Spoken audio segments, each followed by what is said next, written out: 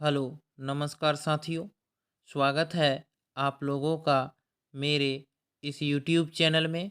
आज के इस वीडियो में हम लोग देखेंगे साथियों, बिहार डीएलएड एंट्रेंस एग्ज़ाम 2025 से संबंधित जीके और जीएस के कुछ महत्वपूर्ण प्रश्नों को देखेंगे साथियों। इस वीडियो के माध्यम से जो आपके आने वाले डीएलएड एंट्रेंस एग्ज़ाम परीक्षा के लिए काफ़ी महत्वपूर्ण साबित होगा। तो बिना देरी किए हुए चलते हैं आज के पहले प्रश्न की ओर। आज का पहला प्रश्न कह रहा है कि भारत में श्वेत क्रांति के जनक माने जाते हैं। तो साथियों, आप लोग बताएंगे कि भारत में श्वेत क्रांति के जनक कौन माने जाते हैं? M S Swaminathan, doctor Varghese Kurien या एस एस दुबे या ऑप्शन नंबर डी है इनमें से कोई नहीं। तो इस प्रश्न का सही उत्तर होगा साथियों कि भारत में श्वेत क्रांति के जनक जो हैं वो डॉक्टर वर्गीज कुरियन को माना जाता है। इसलिए ऑप्शन नंबर बी इस प्रश्न का सही उत्तर होगा। डॉक्टर वर्गीज कुरियन जो हैं वह भारत में श्वेत क्रांति के जनक माने जाते हैं। एम एस स्वामीनाथन को हरित क्रांति का जनक कहा जाता है। चलते हैं प्रश्न नंबर 2 की ओर साथियों। प्रश्न नंबर 2 है कि महात्मा गांधी कांग्रेस अध्यक्ष कितने बार बने थे? तो आप लोग बताएंगे साथियों कमेंट के माध्यम से कि महात्मा गांधी जो हैं कांग्रेस अध्यक्ष कितने बार बने थे। तो इस प्रश्न का सही उत्तर होगा एक बार। महात्मा गांधी कांग्रेस अध्यक्ष सिर्फ एक बार बने थे, वर्ष 1924 में बेलगाम अधिवेशन में साथियों। हमारा अगला प्रश्न है प्रश्न नंबर 3। प्रश्न नंबर 3 कह रहा है कि भारत में पर्यावरण संरक्षण अधिनियम कब पारित किया गया? 1990 में, 1989 में, 1986 में या 1975 में? तो आप लोग बताएंगे साथियों कि भारत में पर्यावरण संरक्षण अधिनियम कब पारित किया गया। तो इसका सही उत्तर होगा ऑप्शन नंबर सी, 1986 में भारत में पर्यावरण संरक्षण अधिनियम पारित किया गया। साथियों, यदि आप लोग प्रत्येक दिन बिहार डीएलएड से संबंधित क्विज देना चाहते हैं तो आप हमारे टेलीग्राम ग्रुप से जुड़ सकते हैं, जिसका लिंक डिस्क्रिप्शन बॉक्स में दिया गया है, तथा वहां से आप हमारे टेलीग्राम चैनल से जुड़ सकते हैं जहां पे प्रत्येक दिन क्विज करवाई जाती है। हमारा अगला प्रश्न है साथियों प्रश्न नंबर 4। प्रश्न नंबर 4 कह रहा है कि बिहार में प्रमंडलों की संख्या कितनी है? 9, 8, 17 या 38? तो साथियों, आप लोगों को पता होगा कि बिहार में प्रमंडलों की जो संख्या है वह 9 है। बिहार में प्रमंडलों की संख्या 9 है और जिलों की संख्या साथियों 38 है और अनुमंडलों की संख्या 101 है। इसे आप लोग जरूर याद रखेंगे साथियों। बिहार राज्य की जो राजधानी है वह पटना है। साथियों, बिहार राज्य की जो राजधानी है वह पटना है। इसे भी आप लोग जरूर याद रखेंगे ताकि आप लोगों का किसी भी तरह के प्रश्न बिहार डीएलएड एंट्रेंस में नहीं छूटना चाहिए। हमारा अगला प्रश्न है साथियों प्रश्न नंबर 5। प्रश्न नंबर 5 आप लोगों से कह रहा है कि मत्स्य उद्योग का विकास और समृद्धि का कारण क्या है? हरित क्रांति, ब्लू क्रांति, मत्स्य क्रांति या श्वेत क्रांति? तो इसका सही उत्तर होगा साथियों कि मत्स्य उद्योग का विकास और समृद्धि का कारण है ब्लू क्रांति। यानी 5 नंबर प्रश्न का सही उत्तर होगा ऑप्शन नंबर बी, ब्लू क्रांति जो है वह मत्स्य उद्योग का विकास और समृद्धि का कारण है। हमारा अगला प्रश्न है साथियों प्रश्न नंबर 6। प्रश्न नंबर 6 कह रहा है कि निम्नलिखित में से कौन नवीकरणीय ऊर्जा स्रोत है?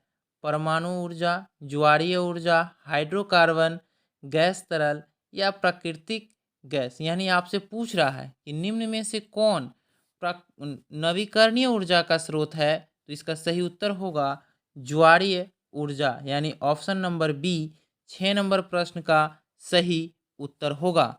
हमारा अगला प्रश्न है साथियों, प्रश्न नंबर 7। प्रश्न नंबर 7 कह रहा है कि ओजोन परत का क्या कार्य है। चंद्रमा की किरणों से यह सुरक्षा करती है, या हानिकारक पराबैंगनी विकिरणों से सुरक्षा करता है, या मीथेन गैस से सुरक्षा करता है, या ऑप्शन नंबर डी है अवरक्त किरणों से सुरक्षा करता है।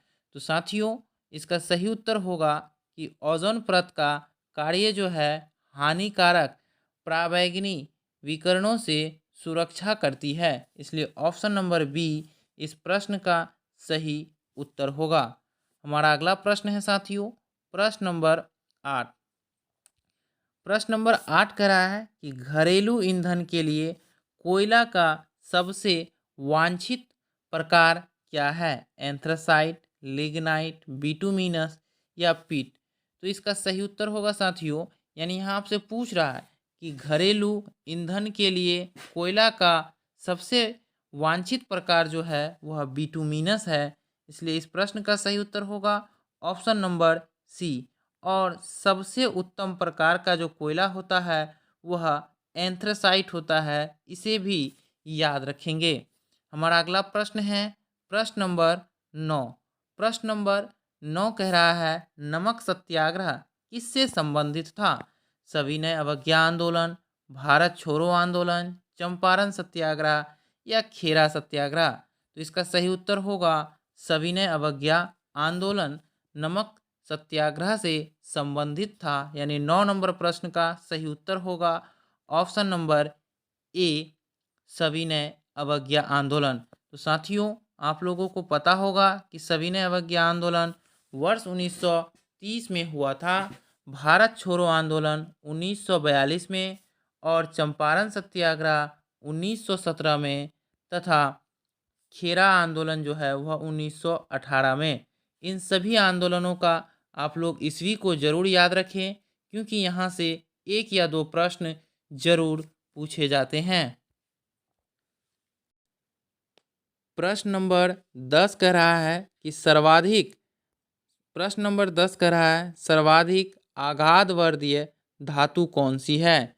चांदी, सोना, एल्युमिनियम या सोडियम। तो इसका सही उत्तर होगा साथियों कि सर्वाधिक आघातवर्धीय जो धातु है वह सोना है, यानी 10 नंबर प्रश्न का सही उत्तर होगा ऑप्शन नंबर बी सोना। हमारा अगला प्रश्न है प्रश्न नंबर 11। प्रश्न नंबर 11 कह रहा है भारत छोड़ो आंदोलन किस वर्ष हुआ था। 1942 में, 1941 में, 1917 में या 1920 में।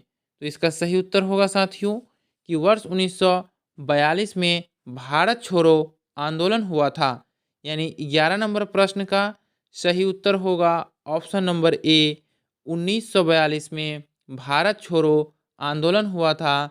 1917 में साथियों चंपारण सत्याग्रह हुआ था, इसे भी आप लोग याद रखेंगे।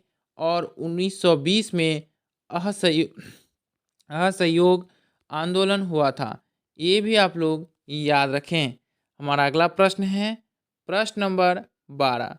प्रश्न नंबर 12 कह रहा है कि आधुनिक आवर्त सारणी के किस वर्ग में हैलोजन को स्थापित किया गया है। 16वें, 18वें, 17वें या इनमें से कोई नहीं। तो इसका सही उत्तर होगा कि आधुनिक आवर्त सारणी में 17वें जो वर्ग में है उसमें हैलोजन को स्थापित किया गया है।